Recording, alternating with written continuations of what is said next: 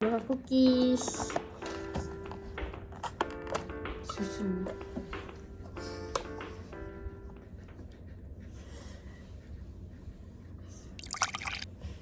Ni banyaknya.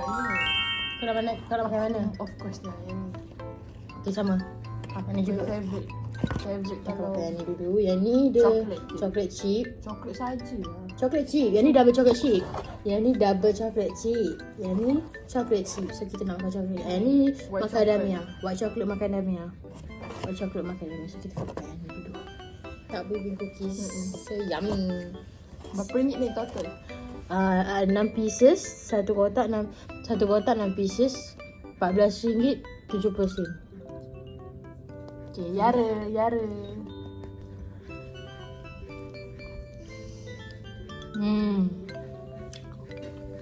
Dia crispy di luar, Crispy. seaweed di dalam. Mana ada? Mana kita tak gempak lah. Sangat manis. Susu dah manis. Cookies pun manis. Mana ada susu So manis? saya bertambah manis. Ada penonton secara live. Kita akan rate these cookies. Okay, sama-sama Per 10. Banyaknya. Per 5 je. 1, 2, 3, 4. Mana boleh macam ni? Okay, dah ada 4. Yasmin 3. Sebab manis je. Nikmat daripada cookies. Dia tak flavorful for me. Dia more kepada manis. Tak flavorful. Kau? Aku hari tu aku makan juga ni. Apa lagi sudah hari tu. Ha kan? Dia macam tak rasa.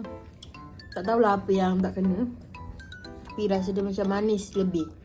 Rasa cookies tu rasalah gula dia lebih seaweed. Rasalah chocolate chip dia tu. Tapi more manis. 2, 3. Nampak tangan kau je. Tangan aku nak.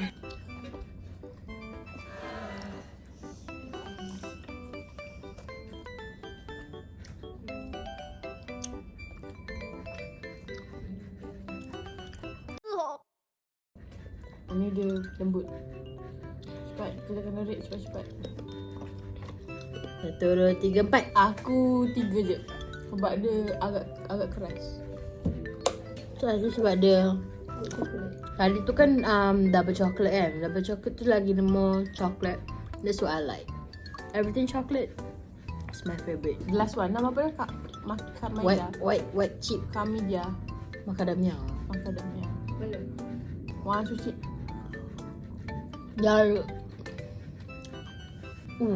Then. Makan dulu guys. Makan dulu. Tertinggal kat dalam. Ada kat atas. Simi. Apa kena makan sushi? Okay, kau kira 1, 3 sentak. 1, 2, 3. 2. 2. Kau lambat. Sebab dia tak sedap makan dengan susu. Dia manis, lepas tu rasa Manis lagi. white chip dia tu macam rasa kacang-kacang macadamia. And dia rasa kacang Yes, kau baik.